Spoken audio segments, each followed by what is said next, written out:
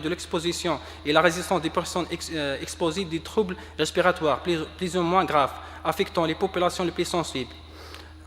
Les composés organiques volatiles du type aromatique ou phénolique peuvent également avoir une action irritante et être à l'origine de troubles neurodigestifs. Les poussières dues au tyrol de charbon sont essentiellement des cendres, des stériles et des imbrûlés. Elles peuvent provoquer les difficultés respiratoires chez les personnes fragiles en synergie avec d'autres polluants, notamment les composés soufrés. Les effets sont surtout liés à leur degré de finesse. Par ailleurs, les risques d'origine d'acide chlorhydrique dans l'atmosphère peuvent résulter éventuellement de la combustion de charbon, qui présente naturellement des teneurs variables en chlore. Les intoxications chroniques par les composés chlorés peuvent être à l'origine de manifestations cutanées, de troubles respiratoires, troubles oculaires, digestifs et dentaires. Effet détiré sur l'urbanisation des sites miniers. La ville de Kenassa s'est de plus en plus agrandie aux dépens des zones de servitude des sites miniers, notamment à l'entrée de Kenassa, du côté de l'Avoir. Des lotissements entiers ont été construits ou se sont en voie de l'être. Lors de l'édification de certaines constructions publiques ou privées, il y a eu des tentatives de déplacement des tyrils de petites dimensions. Malheureusement, ces dernières se sont soldées par un échec et la quantité déplacée ne l'a été que sur une faible distance de terrain bâti. Actuellement, ces derniers couvrent une superficie très importante et défigurent le paysage. C'est un plan topographique des tyrils de Kenassa réalisé par l'ORGM, Office de la recherche géologique et minière.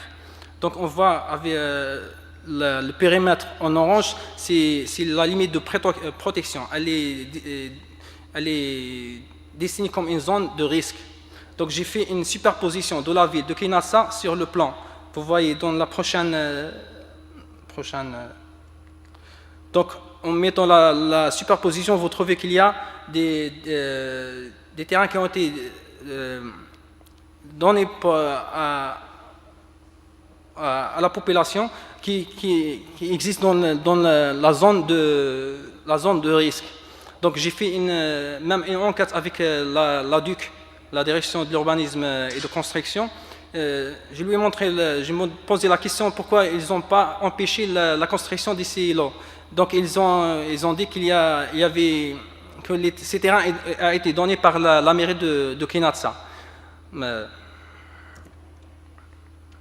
Effet détiré sur le paysage. À la surface, l'infrastructure et les installations des sites miniers de Kenassa occupent une étendue importante. Le carreau de la mine avec ces installations peut porter atteinte à l'esthétique du paysage, quand bien même on serait tenté par quelques agréments architecturaux. L'aménagement de telles zones entraîne donc une transformation du paysage aux environs de la mine. Souvent, l'implantation intérieure de végétaux sur les tyrils se heurte à de nombreuses difficultés pour lesquelles il faut prévoir les actions de restauration du site qui s'imposent. Effet des tyrils sur les ressources hydriques de proximité. Les eaux superficielles ou souterraines et leur qualité peuvent être modifiées en raison de risques de pollution par les tyrils, par voie de ruissellement ou infiltration. En outre, l'impact des tyrils lorsqu'il est avéré peut avoir des répercussions négatives sur la végétation des alentours. Par voie de conséquence, le monde animal et l'homme peuvent également être touchés, surtout par exemple lorsque l'altération des ressources hydriques amène la non-potabilité de l'eau de boissons disponibles. Effet détiré sur l'hygiène et la santé publique. En ce qui concerne l'hygiène et la salubrité publique, les tyrils sont utilisés par les populations riveraines comme dépotoirs des déchets ménagers et de lieux d'entreposage de gravats, dénaturant ainsi l'environnement avec risque potentiel sur l'hygiène publique. L'enquête que nous avons menée auprès de la direction de la santé de la wilaya révèle qu'aucune étude épidémiologique n'a été officiellement diligentée pour prospecter d'éventuels impacts des tyrils de la région sur la santé de la population riveraine. Néanmoins, un taux non négligeable de pathologie respiratoire, asthme et allergies respiratoires non spécifiques au climat sec a été relevé dans la région. La valorisation des déchets des tyrils.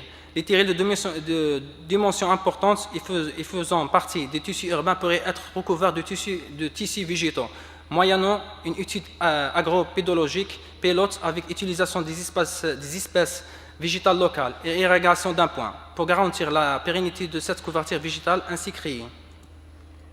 L'aménagement des sites industriels et de ces tyrils les plus proches des agglomérations paraît la plus raisonnable et la moins contraignante du côté finance, du temps et des conséquences sur le milieu.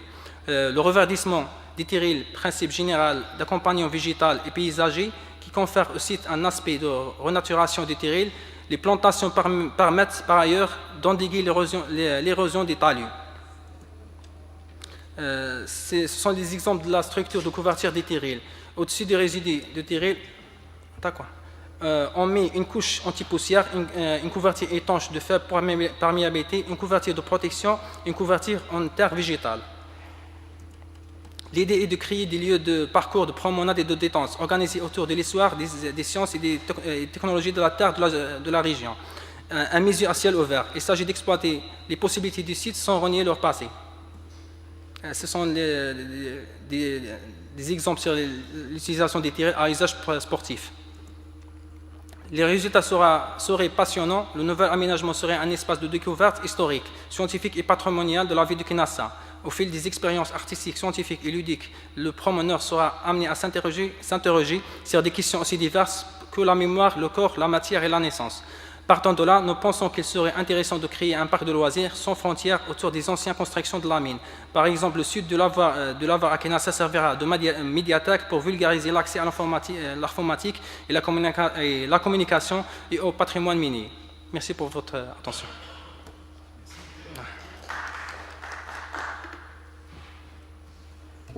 Eh bien, un grand merci. On va enchaîner, si ça ne vous dérange pas, comme ça on garde